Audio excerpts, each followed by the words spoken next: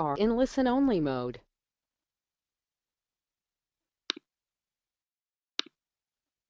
Happy New Year and welcome to the next Reproaction Act and Learn webinar. Tonight's topic is Reproductive Justice 101. This first voice you're hearing is me, Erin Matson. I live in Arlington, Virginia, and I'm one of Reproaction's co-founders and co-directors. And I am Pamela Merritt, and I am the other co-founder and co-director, and I live in St. Louis, Missouri. Great. So very quickly, this is Erin again. I'm going to whip through the agenda, and then I'm going to pass it over to Pamela to start talking about what is reproductive justice. Briefly about our agenda. We'll introduce Reproaction. Pamela will go through what is reproductive justice. Then we'll do a Q&A with Charisse Scott, who's the founder and CEO of SisterReach, a reproductive justice organization based in Tennessee. After that, we'll do the same with Aimee Thorne-Thomsen, who's Vice President of Strategic Partnerships at Advocates for Youth. We'll go briefly through next steps, and then we'll have Q&A with the panelists and or the Reproaction co-directors. So I want to encourage you at any point, if you have a question for any of our panelists or our co-directors, to feel free to type them in the chat box. At that end, at the Q&A, Pamela will moderate a discussion and we'll get through as many of your questions as we can. So feel free to put them in live or to wait until Q&A. Either is fine. We also encourage you to live tweet. Feel free to live tweet using the hashtag RJ101. And with that, I'm going to pass it, one more. And with that, I'm going to just dive in. So briefly introducing Reproaction. Many of you on this call may already know us, but we're a brand new direct action group that is formed to increase access to abortion and advance reproductive justice. We are very proud of our left flank analysis that we bring to the movement. One thing that makes us unique is that we have a willingness to hold folks on all sides of the issue accountable, whether they are considered traditionally allies or opposition. We want to make sure everyone is on the hook for increasing access to abortion and advancing reproductive justice. We also have a commitment to nonviolent direct action. And that's another thing that we're really excited about. We draw on a long history and tradition, and we're proud and honored to help push this forward in our movement. So with that, I'll pass it to Pamela. Thank you so much, Erin. Okay, so what is reproductive justice? I'm going to turn to Loretta Ross, the great Loretta Ross, of Sister Song Women of Color Collective, who wrote the following. The concept of reproductive justice began to take shape when members of a Women of Color delegation returned from the 1994 International Conference on Population and Development in Cairo, Egypt. Shortly after, a group of African American women caucused at the Illinois Pro-Choice Alliance Conference in Chicago. The group became known as Women of African Descent for Reproductive Justice. They decided to devise a strategy to challenge the proposed healthcare reform campaign by the Clinton administration that did not include guaranteed access to abortion. Not wanting to use the language of choice because they represented communities with few real choices, they integrated the concept of reproductive rights, social justice in human rights to launch the term reproductive justice. Their signature ad in the Washington Post debuted the term reproductive justice in 1994. And Loretta Ross wrote that in A History of Reproductive Justice. Reproductive justice is an intersectional theoretical analysis defined by the human rights framework applicable to everyone, and based on concepts of intersectionality in the practice of self-help. It is also a base-building strategy for our movement that requires multi-issue, cross-sector collaborations.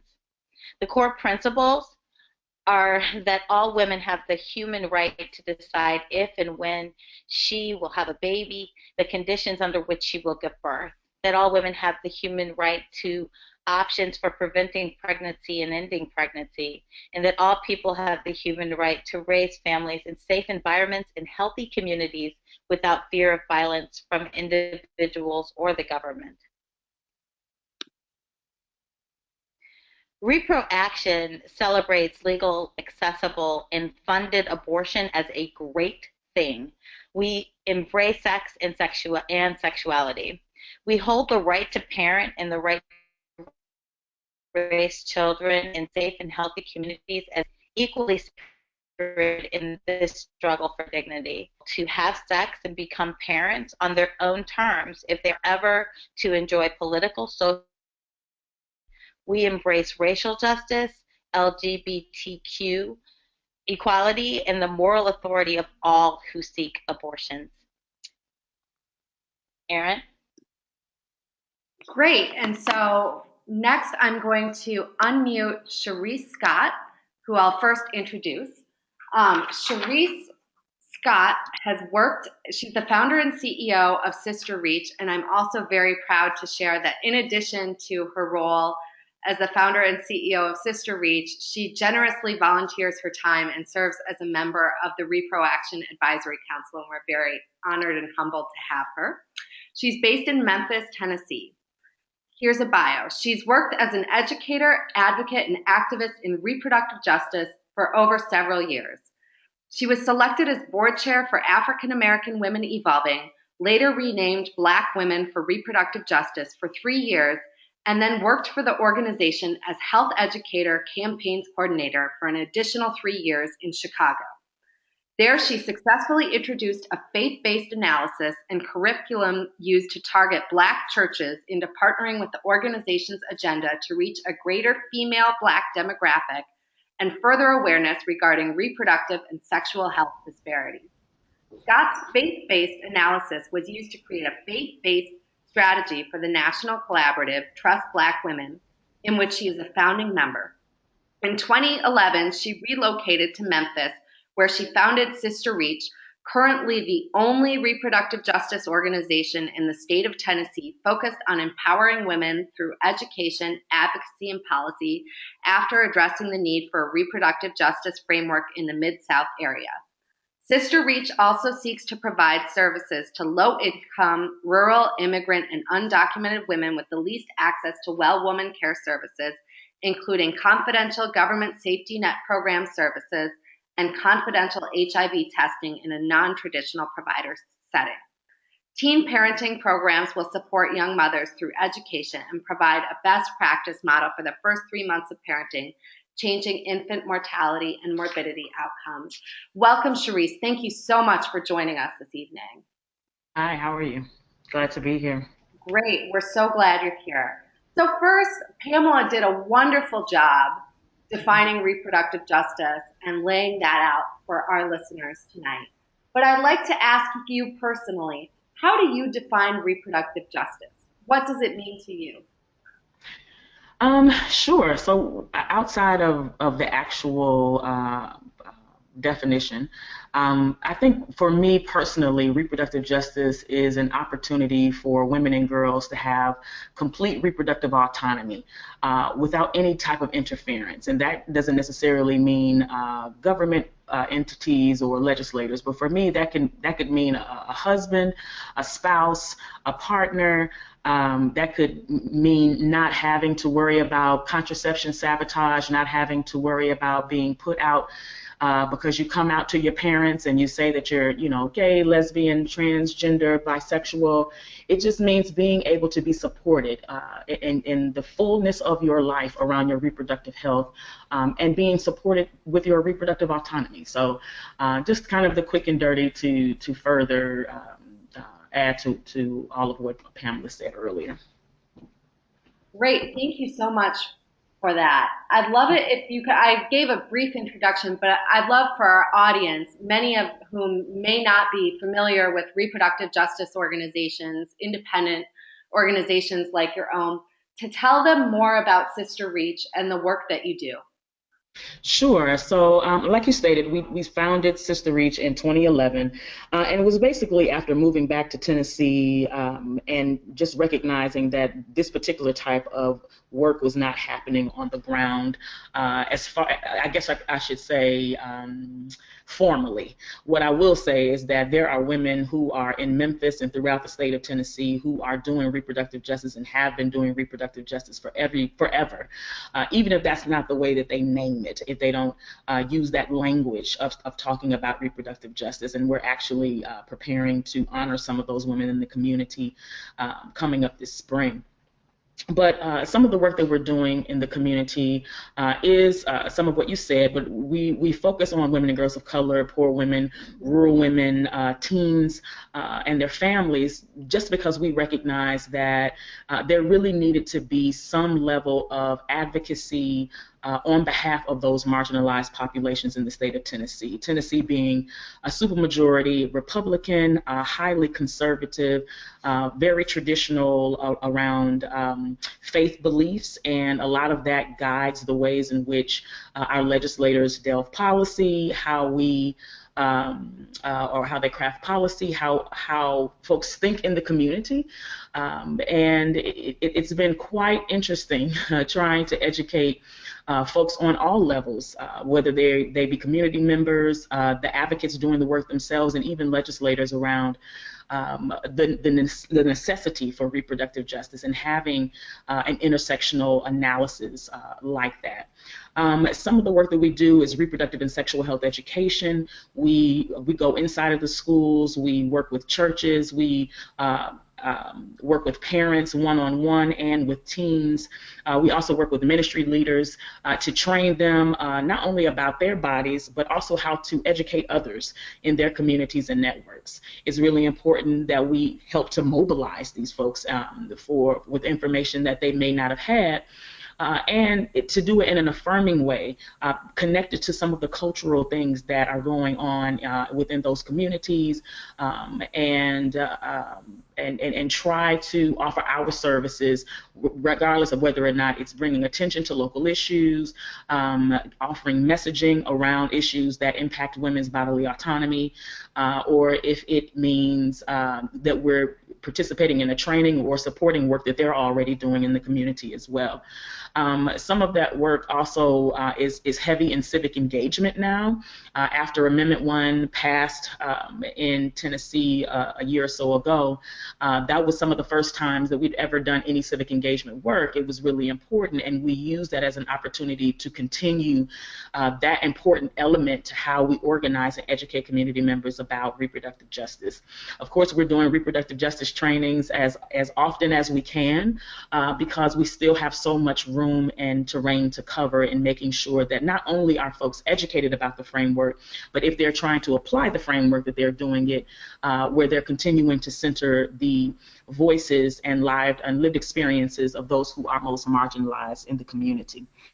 And so we serve on local and statewide coalitions, and as well as national coalitions as well, so that we can continue to, I guess, liaise, if you will, between some of our national networks and even our state and local partners around some of the issues that are going on nationally, as well as issues that are going on local and statewide. That's great. I'd love to dig into something you touched on and that we also spoke about a bit in your introduction. You talk about working with the faith community, and oftentimes you'll hear people suggest that, you know, there's something incompatible with doing reproductive health rights or justice work and working with people of faith and working with leaders of faith. And I'd just love to hear you talk more about your experience doing that and your views on that. Sure. It's been one of the most rewarding pieces to the work that we've done here in the state. And then, you know, I believe when in Rome, you've got to do, you know, you've got to go to where folks are. And here in the state of Tennessee, a lot of the ways in which things are done, understood, policy is crafted, it's all with a faith lens. Now, it may be a traditional faith lens or maybe a more conservative faith lens for some, but it is faith either way it goes. And so that being said, it is very important that we respect the ways in which we work with faith communities, as well as for those who want to work along with SisterReach, make sure that we make ourselves available to offering whatever training or information may be needed. It could be as simple as coming to do a sex education workshop at a church, or it could be making sure that our clergy network has a media training so that they're prepared if ever asked to speak out on issues that directly impact women and girls. But for us, reproductive justice, and as women of faith, 2/3 of more than a little bit more than half actually of our staff are women of faith. 2 of us are ordained ministers, and so for us, reproductive justice is directly connected to who we are as women of faith. And we use that even in the ways in which we do our own work, regardless of whether or not it is working with folks within faith communities or not in faith communities. It is a partner or a healthy bedfellow, if you will, to the ways in which we do the work that we do. So we can't necessarily separate our faith from reproductive justice. It's been interesting to work in different networks, whether or not we're working with seminarians, or whether or not we're working with pastors, or whether or not we're just working with lay members throughout the community, and we found the same information that we knew, especially around some of those harder topics like abortion. That basically, at the end of the day, even folks of faith need access to reproductive health care. They want affirming health care. They want to know about their bodies. They want to be able to counsel their congregants about the issues which impact their reproductive health decisions, or reproductive health decisions that a woman or girl may find, or a family may find is an issue at the time. So this has been an amazing opportunity to train clergy, and we are continuing to expand that network of clergy. So stay tuned for some of what that will look like actually in the next month or so. That's great, and that's really inspiring, and I think very important for our listeners to hear and think about, because that's not a message that is always heard. And kind of jumping off of that, I'd also like to dig into something that I know that SisterReach has been taking a leadership role in working on, and that is the case of Anna Yoka. And what I'd love for you to do is explain what happened and the work that you're doing. I think a number of our listeners may not be aware of that case. It's not necessarily something that's being worked on by a number of the mainstream reproductive rights organizations. And I think this is another area where we can talk about not just the case, but what a reproductive justice lens can bring to this work. Absolutely. So a little brief information, or as much as I can say that I know about the case so far, is that Anna Yoka is a 31-year-old woman who was living in the Middle Tennessee area, who obviously needed to access an abortion, and for whatever reason found herself 24 weeks pregnant and in a desperate situation of having to terminate her pregnancy herself. Unfortunately, she I guess bled out a bit more than she thought that she should. She was afraid and was then taken to the hospital where the doctors there went forward in trying to save the pregnancy, which is what they actually were able to do. And so she now has a newborn on life support and will remain on life support for the rest of his life, allegedly due to the attempted termination. And she's fighting for her freedom. And so once we were made aware of this case, one of the things that we wanted to do was at the very least lift public awareness on the local, state, and national level about something that was happening in Tennessee, something that for SisterReach is a situation that we figured at some point was going to be happening really quickly, especially in the ways in which it's connected to the fetal assault law that also passed in 2012, which will incarcerate a woman who is found using drugs or having drugs in her system at the time of labor and delivery. And so, you know, we, just as we were concerned about women foregoing seeing their doctors and possibly self-aborting in that way, as we see more restrictions and closings of more abortion clinics, not only in Tennessee, but throughout the country, this is the situation that women are left with, trying to fix it ourselves. And so, you know, our hearts go out to her. We can only have compassion for her. You know, she has been somewhat demonized in the media, demonized by law enforcement, and even so much so as one of the officers who I guess was an arresting officer and who has spoken out in the media about the choice that she was forced to make. But I think for us, you know, this lifts kind of where we are, the state of abortion and women in the state, in not only in Tennessee, but across the country. If women cannot get safe and legal abortions, we will do whatever we have to do to control our own fertility. We will do what we have to do in order to maintain or expand or not expand the sizes of our families. And so it's very unfortunate that she had no other alternative. At least that is our understanding, that she had no other alternative, and that this was the decision that she was forced to make. We want to lift voices around the fact that we don't ever want this to happen to another woman in Tennessee. Now, what we don't know is whether or not another woman has had to make that decision and it was a successful decision. Well, we don't want to start a trend of that in the state of Tennessee, and we've already seen 250,000 cases almost in Texas. We don't want that to happen in the state of Tennessee. So we are in communications with her lawyer, and we are really just trying to make sure that we are lifting up and doing as much as we need to do to support Ms. Yoka, whatever that means. And so we've been appreciative of all of the media attention and advocacy support that has come to Tennessee. And as soon as we have marching orders from Ms. Yoka and her attorney, we're definitely going to be moving on next steps. But for now, we just want to make sure that nothing that we're doing as SisterReach is harmful to her case.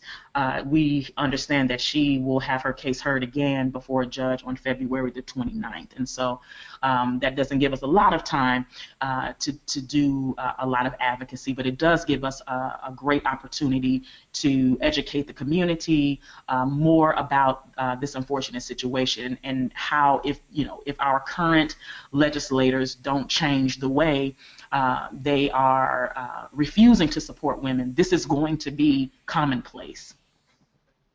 Yeah, increasingly so around the country, and by design, with laws designed to make abortion practically unattainable. My final quick question for you, and we're going to move over to Aimee in 2 minutes, is what advice do you have for people who are just getting started and would like to get involved in reproductive justice work? Learn about reproductive justice. That's my best nugget of information. I think that reproductive justice work is hard work, but I think that in some kind of weird way, maybe it's sexy for folks to want to do RJ. Unfortunately, a lot of times that means that folks aren't necessarily going about doing reproductive justice in a way that is supportive of those who are most marginalized, and so we find ourselves still doing a considerable amount of damage control around trying to protect the original intent of reproductive justice, and to try to continue to uphold the leadership of women of color, of poor women, of those who are most marginalized, not only on the ground, but even in state and national circles. We find ourselves still having to do that. So that's definitely one of the best pieces of advice that I could give. Make sure that you know about the framework, so that any work that happens does not continue to cause harm, but support the work, the very hard work that Black women and women of color have worked very tirelessly to make sure that we have an intersectional framework like this, a framework that has been proven to win policy, that has been proven to shift culture norms, that has been proven to be a key element to movement building. So. Cherisse, thank you for sharing your expertise, and you could also hear your heart with our group tonight. This has been really great. I encourage everyone to type in your questions for Cherisse into the chat box. We'll have plenty of time for Q&A later. Thank you, Cherisse. I'm going to unmute Aimee and switch it over to Aimee and Pamela. Thank you so much, Cherisse, and thank you, Erin. So I have the pleasure of introducing my dear friend, Aimee Thorne-Thomsen, who is Vice President of Strategic Partnerships at Advocates for Youth. Aimee, where she oversees and coordinates the development, implementation, and evaluation of advocate strategic partnerships with youth activists and colleague organizations in allied social justice movements. Aimee also oversees the youth organizing and mobilization team and the policy team. Prior to joining the staff at Advocates, she served as interim executive director for the Astria Lesbian Foundation for Justice and the executive director for the Pro-Choice Public Education Project, otherwise known as PEP. She sits on the board of directors for Sister Song Women of Color Reproductive Justice Collective, Mobilization, the Immigrant Vote, Mobilize the Immigrant Vote, and RH Reality Check, and is a Public Voices Fellow. Aimee has spoken around the country at venues including the Now National Conference, Netroots Nation, Center for American Progress, and Facing Race, and her writing and blogs have appeared on Women's E-News, Daily Cause, Feministing, Feminist, and RH Reality Check, among others. Aimee, thank you so much for joining us tonight. Thanks for having me. Our pleasure. So let's dive right in, shall we? Absolutely. So how do you define reproductive justice? And before you answer, I got to say I was on the pleasure of being on a panel with you, and I thought you gave a wonderful breakdown of the difference between RJ and reproductive health work and reproductive rights work. So I'm hoping you could share some of that with our attendees tonight. Sure. For me, the reproductive health, reproductive rights have a deep intertwined relationship, but they're not the same. And picking up on some of what Cherisse was saying earlier is that I think one of the challenges is to understand why those three frameworks were interrelated, and many of us move throughout those sort of sectors within a broader movement. They're not interchangeable. And that's important because often what happens is credit gets attributed to people doing work who haven't really done the work. And I think Cherisse and I go way back. You know, I think Cherisse and I are keenly aware of and concerned about just being honest about naming what the frameworks are and who is doing the work, because resources often follow the credit. So anyway, so for me, I define reproductive justice a little differently than some, because I don't center having children or not having children as the only or the core elements of that, because I think so much of reproductive justice is about sex and sexuality and gender and our families, however we create them. So I guess for me, I would define RJ as a social justice movement that's really focused on transforming power so that all people, although for me I center women and girls and queer folk, but that all people can fully realize their self-determination in making decisions about their reproductive and sexual health, their bodies, and their families.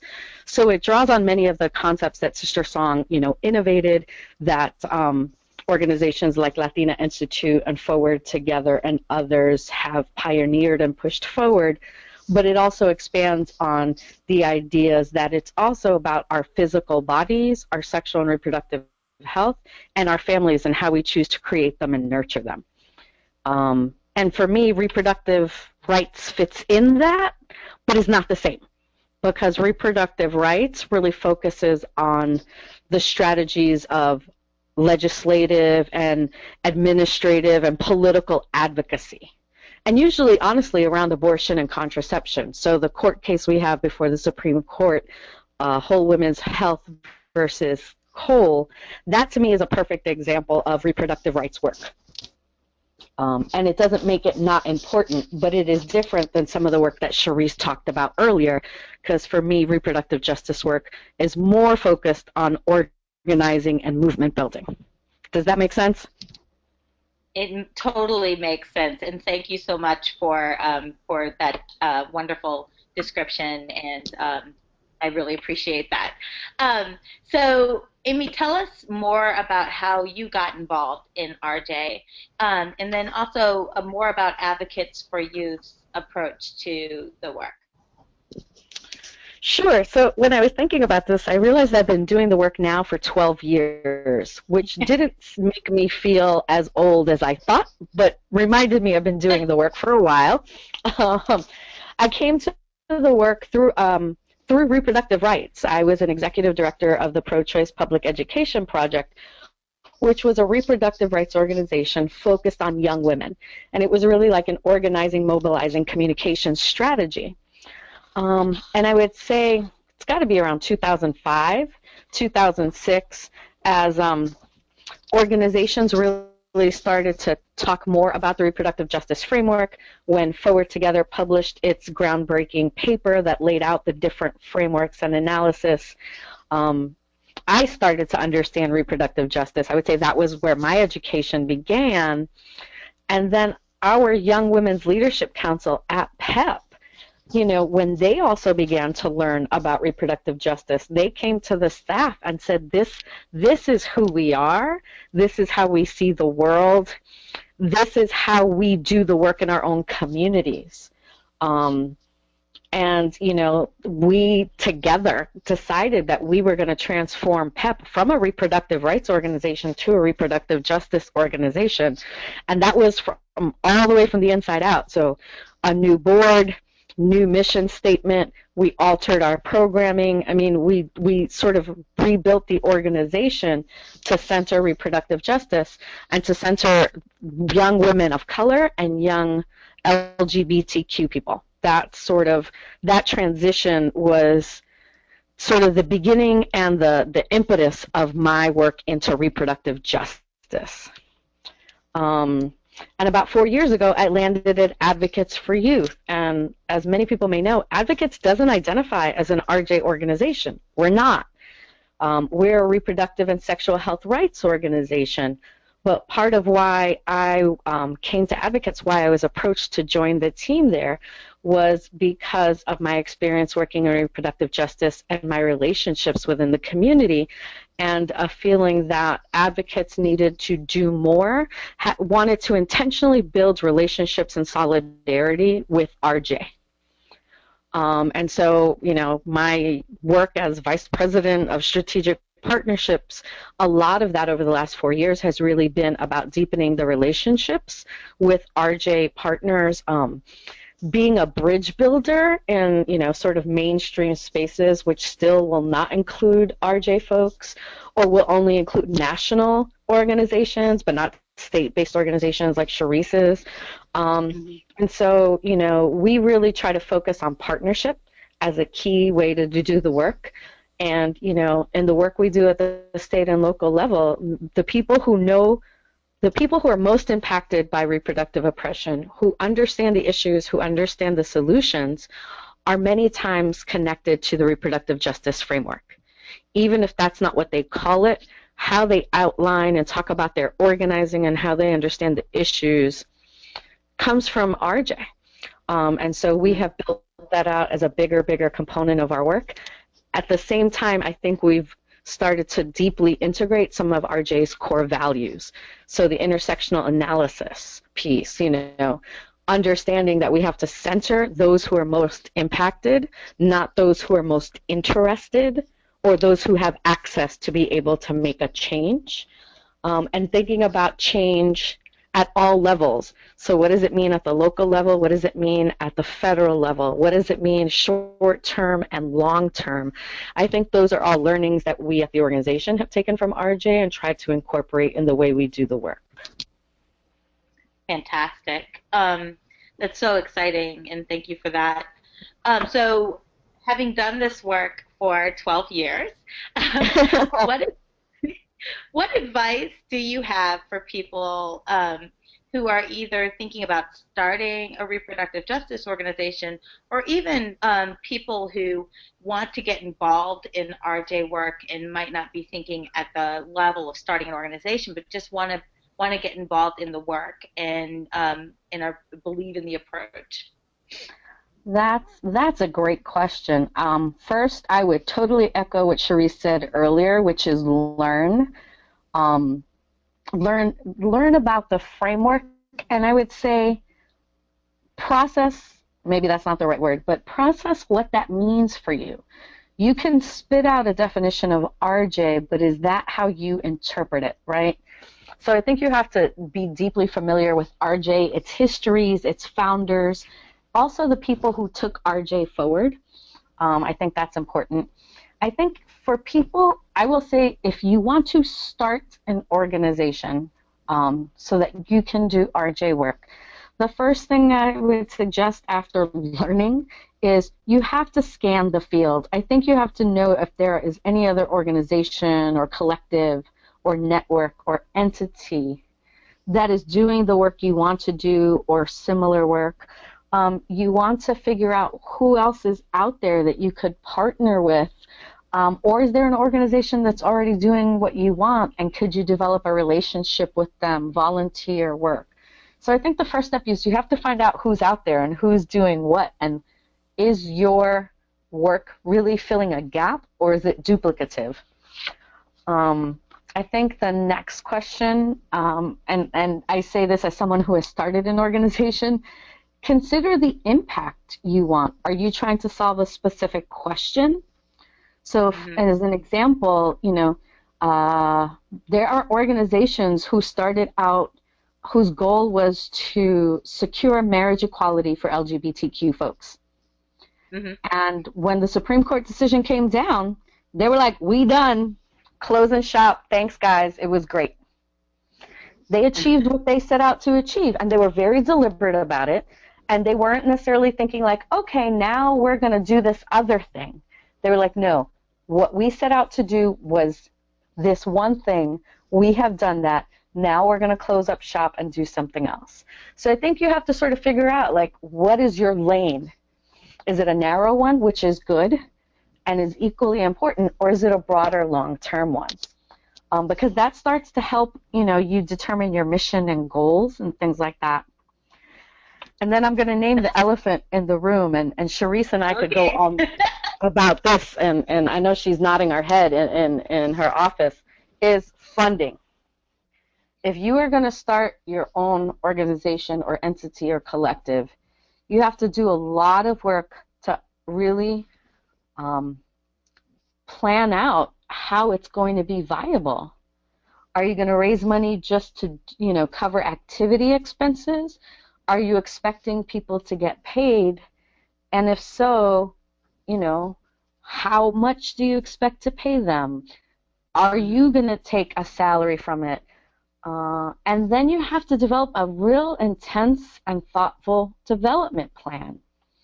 Can you raise money from friends? Can you raise money from family? Who is going to be your main fundraiser? Do you have any possibility of gaining foundation support or corporations? Are you going to do your 501c3? Right? There are all these technicalities that are around money, but you have to decide what role is money going to play in this endeavor. If everyone's going to volunteer, right? Like, so the Doula Project out in New York City, for years, was not its own C3. It was just a collective, and they raised money through fundraisers and stuff from friends. It was only later that they decided that they thought they would get their own tax status so they could start raising money additionally from foundations. So the money question is critical, and I know we don't like to talk about it, but you can't be I don't think you can responsibly think about starting an organization or an entity and not also think about, well, where is the funding going to come from to support the work? So that's my best Hear, hear. advice. That's fantastic advice, and thank you so much for that, and for your honesty in that. So just quickly, because then we're going to hand it back over to Erin. But do you have anything you want to highlight now about what you're working on now, or anything that's just of concern for you as an activist and somebody in the movement? We are actually doing the thing I'm most excited about my work at Advocates right now is we are doing work with young parents. We have just completed some messaging research that really is seeking to identify where are the places where we can shift the general public from their negative ideas and their shameful ideas about young parents and young families to more affirming, not just language, but can we move them to a place where they will take active measures to support young families. So we're working with, school districts, we're working with policymakers, we're working with activists, we're working with young families to really figure out what are the ways that we can build more support for young families in how we talk about them and how we think about them, but also what do we do for them. So I'm super stoked about that. That is so exciting. So I'm super stoked about that too. Aimee, thank you so much for your My absolute work. Pleasure. You're with them. All right. So I'm going to turn it back over. Or actually, do I have the next half, Erin? I think we'll have a very brief moment with me, and then you'll be running the show again. Gotcha. Unless if you would like to go through next steps, I'm happy to give it to you. No, take it away, Erin. All right. So I'm just Aimee, I'm putting you on mute for the moment so you're aware. All right. So I would just like to encourage everyone on this call to plug into Reproaction's work.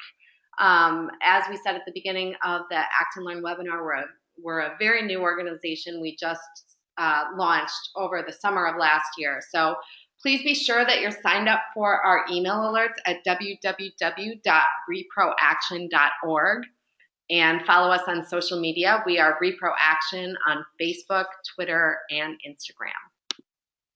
And then I'd also like to encourage all of you to save the date for our next webinar. We do these Act and Learn webinars every single month.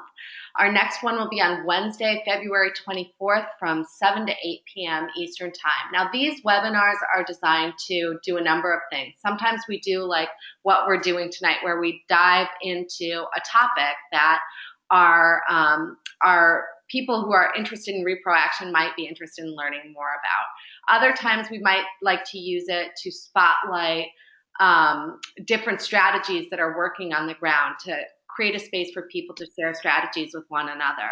So the reason why I bring that up is because we're always wide open if you have suggested topics of things that you'd love to have a future Reproaction Act and Learn webinar cover. So feel free to send us your suggestions by email after this webinar. And with that, I'm going to pass it back to Pamela, who's going to moderate Q&A and unmute both Cherisse and Aimee. Thank you very much. So I'm surprised that I'm not seeing questions in the queue. I'm seeing a lot of activity on Twitter. So I know that folks are probably getting their tweet on and haven't typed any questions. So if you do have a question, please do type it into the GoToWebinar control panel. So you just type in a question and I will ask it. So I'm going to go ahead and kick this off with just, I think one of the things that a lot of folks want to know is, what are you seeing on the horizon? I know you talked about the work that you're doing right now, but this is for both Aimee and Cherisse. I'll give it to Cherisse first. On the horizon, when you look at the landscape of what you face in Tennessee, what are you forecasting for this year or the next 2 years that you think are points of opportunity, but also challenges? I think one of the largest opportunities that we have and actually have had in the state of Tennessee is an opportunity to truly mobilize around comp sex ed. That's definitely one of the important focuses for SisterReach around policy and even local policy work and advocacy around comp sex ed. I'm a firm believer, and you know, some of my colleagues still say that, you know, maybe not. Well, I'm still a very firm believer that had we done the type of work beforehand around comp sex ed before Amendment 1 was, you know, staring us in the face, I think that we would have had an opportunity to shift some of the culture and understanding around abortion care, because we would have had an opportunity to speak about the need for the, you know, sex education and other issues around healthcare, specific to reproductive health care for women and girls. I think it would have given us the opportunity to talk to some of those middle of the road folks and get them possibly in a more progressive space, as opposed to folks just, you know, outright being against abortion access for women, kind of as the future goal of the conservative right here in the state of Tennessee. So comp sex ed is a very important piece, and actually how we fold in a lot of our advocacy around abortion. We're part of the All Above All campaign, the ways that we talk about HIDE, Act for Women, as well. We're wrapping all of these, I guess for Tennessee, what is more inflammatory discussion or more inflammatory legislation into some of these more important pieces, or as important pieces, like comp sex ed, like talking about the fetal assault law, like talking about the need to expand Medicaid in the state of Tennessee so that folks get health care, around Fight for 15, connecting it to what we know. So that, you know, and this is how we work in reproductive justice anyway. We never, you know, leave it as a single issue. So we're always connecting it to more than one issue, because of course folks are needing more than one particular situation in their lives addressed. So that's, you know, that's definitely what we see, and we're continuing to fight here to make sure that sex education is made available, and comprehensive sex education is made available to all young people, and even further to their parents, right? We're firm believers that, I mean, parents can only teach what they know. And if parents were so informed, then I think that we would be able to see a little difference in teen pregnancy rates and sexually transmitted infection rates. But what we do know is, you know, we have marginalized parents raising marginalized kids. And so marginalized families need reproductive justice. And we want to make sure that we offer that. And so that for us means continuing to fight for comp sex ed, continuing to connect our work to some of the other work that's happening in the community, whether it be Black Lives Matter as well. So. Wow. So you've got me jumping up and down and hollering. I had to say amen to that. Thank you so much. Aimee, what do you see forecasted down the road, and what's on your radar? So I second everything that Charisse just said. As an organization that sort of built its organization around sex ed and comp sex ed, I'll say some things that I think we're going to see at the state level that I think concern me. I think we're seeing more of these religious freedom, religious refusal pieces of legislation coming through. I think this coming election season, we will probably see about a dozen of them across the country. You know, and in all, let me be clear, in all regions of the country. I think sometimes folks think that these kinds of laws and the bad laws that impact reproductive justice, you know, only happen in certain areas, but the truth is that we will see some of these religious freedom acts and religious refusal laws pop up all around the country. I think the good news to that, though, is that I think we're seeing more collaboration between reproductive health rights justice and LGBTQ organizations than we've seen in the past, because it has implications not just for contraception and not just for abortion, but also for, you know, LGBTQ health and rights. So while I'm concerned about the legislation that will be coming, I am hopeful that there has been more conversation across those sectors to collaborate more. So I take that as a good thing. I will also say that we will continue to see attacks on abortion. And so I think many of us are holding our breath about what this Supreme Court case will do, recognizing that the court case will still only do so much. So we will have to continue to organize against funding bans, against the other barriers, logistical, but also cultural. And to that extent, we still have to have conversations about what reproductive justice looks like in our communities and what does it mean. The silence around not just abortion, but I would say the silence around sex and sexuality, especially for young people, is just so harmful. And in some ways makes it possible for some of these terrible laws to proceed because we don't want to have the conversations to begin with. And I think we need to be doing more of the work on the personal, familial, and community level and not just automatically respond when something's introduced into the House floor or when, some elected or, some high-profile person says something that we find problematic. So I do think we have to continue to do the communal work to really talk about sex and sexuality. Yes, to talk about consent, but, what else does that mean, in terms of getting access to birth control for folks and, recognizing that people use birth control because they're having sex, not just for, all the other reasons we tout when we feel like we're under attack.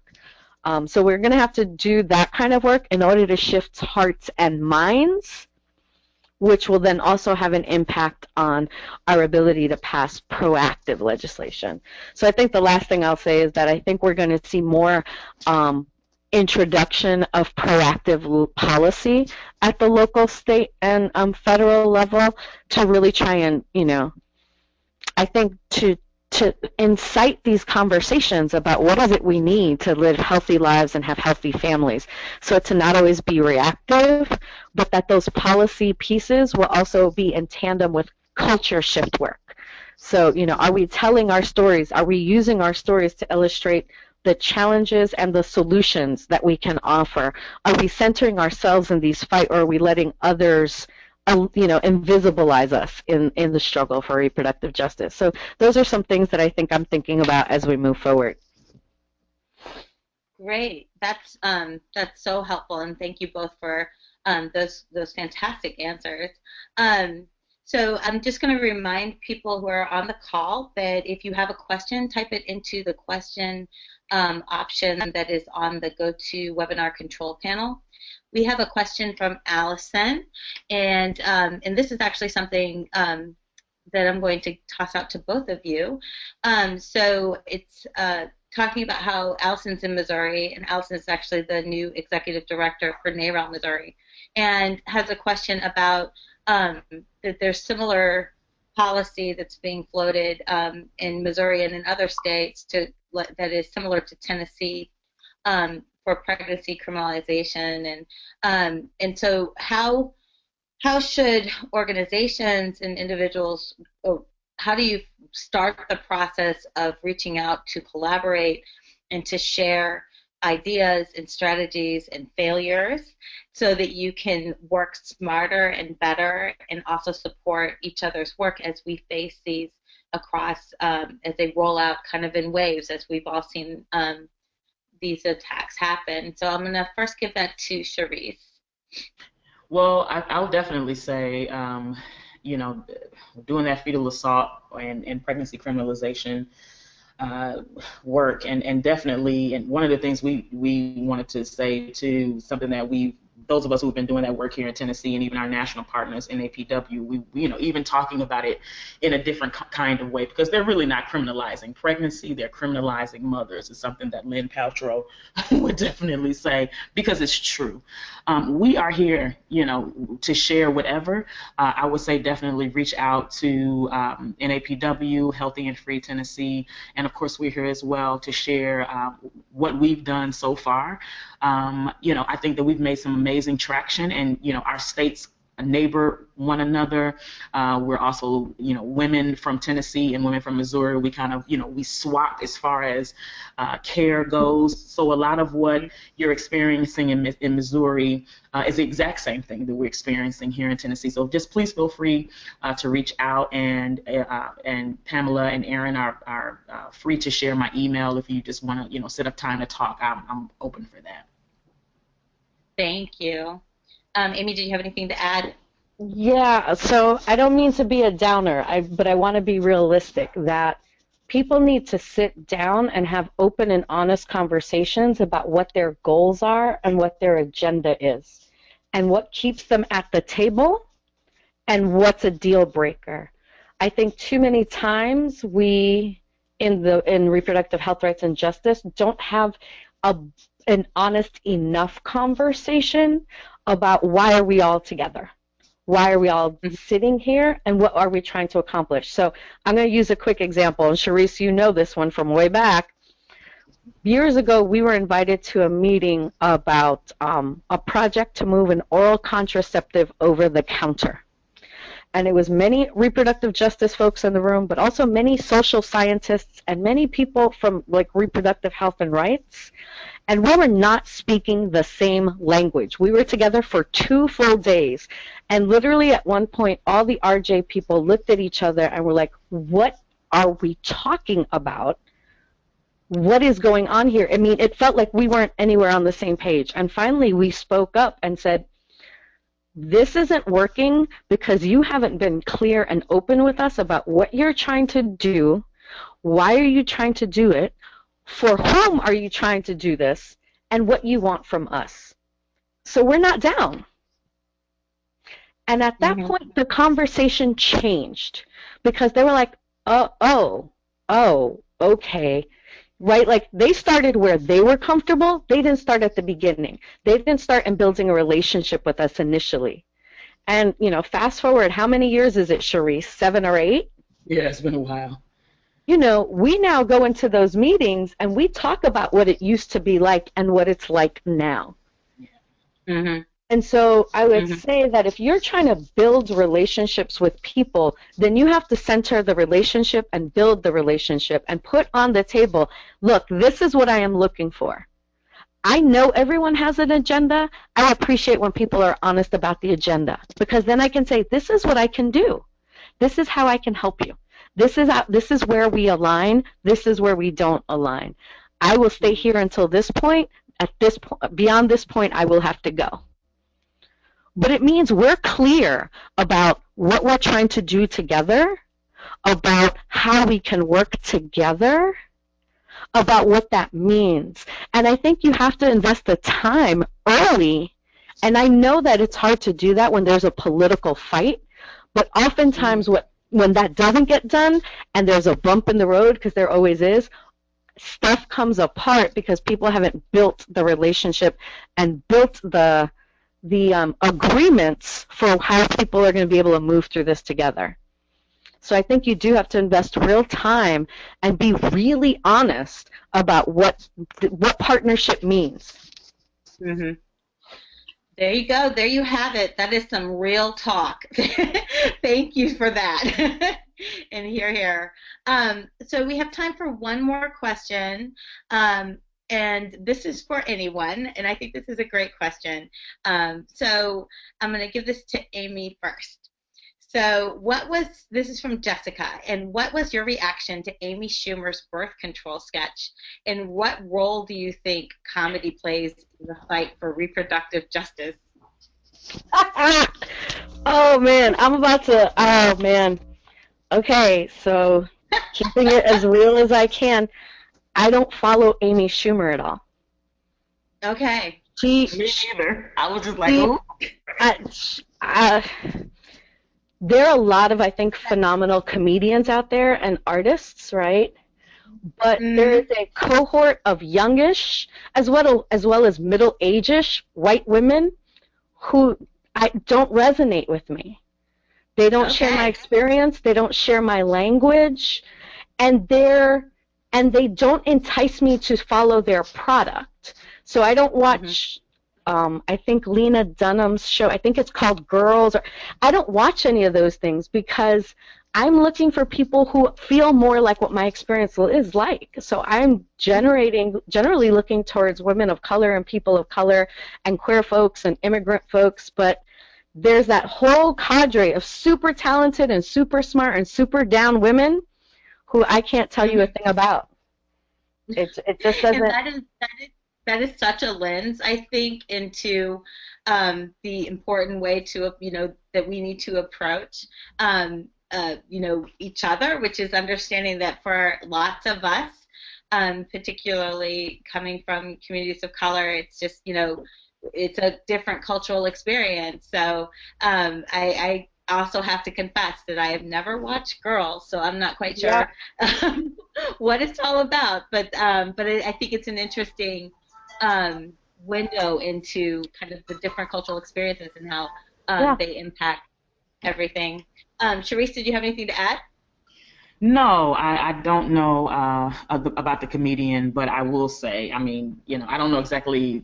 I don't know if it was a great thing that she said or if it was horrible, what she said. But I will say, as an artist, it's a great opportunity to, for us to continue to think about the ways in which we connect our work with these types of mediums, including, comedy, music, theater. So no, I don't know the comedian, and I'm not familiar with the show either. But it, looks like they're, what we are seeing a lot of are, mainstream, or not even mainstream, but our kind of urban, at least I can say, urban television is seeming to address issues that we're fighting for more than I've ever seen. And so I think that that's a plus in our direction. We need to figure out, how to maximize on that work. I know Sister Song and Monica, I know that they're over there working on Artists United for Reproductive Justice. And so hopefully that could be a point of entry for, for the movement to be able to engage some of these mediums as well. So, but I don't know. I'm so sorry. No, hey, do not apologize. So our time is up, and I could go on and on forever with both of you.